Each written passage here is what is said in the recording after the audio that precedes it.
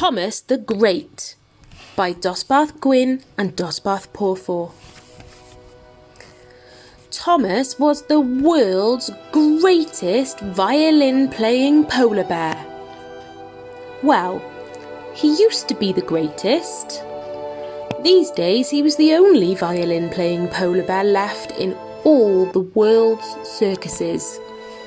He lived in the circus with his best friend Sebastian the bird. They went everywhere together. They performed together in the circus. They brushed their teeth together. They even cooked together. They were really best friends. But Thomas wasn't happy. Not really. He missed his home. His beautiful, cold home. And most of all, his grandpa, who had given him his first violin. Help me! Help me! We don't want to live here! Help! Oh, hi, monkey! That night, Thomas was set free. He could go home at last, as long as he could figure out where that was. Thomas and Sebastian said goodbye to all their old friends for this trip, and they tried really hard to make new friends.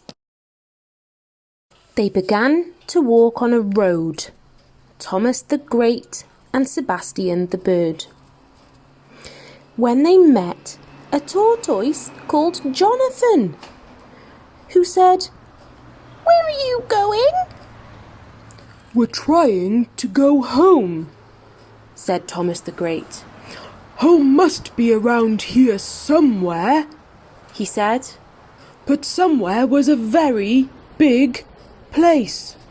Thomas said, "Goodbye," to the tortoise, and the tortoise said, "Bye. Good luck." The next day, they came across a forest. There were so many trees and so many leaves, it was really difficult to walk. And then, suddenly, they heard the sound of an elephant. "Hello, elephant. What's your name?"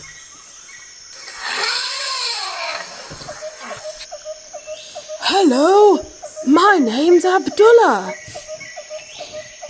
And I'm looking for my home. What are you doing?" "Oh, us too," said Thomas. But the elephant didn't know where Thomas's home was, so they kept on going through the jungle. "Bye, Thomas and Sebastian. Bye, Abdullah." Thomas and Sebastian were starting to feel more lost and lonely than ever. The next day, they found themselves in the savannah.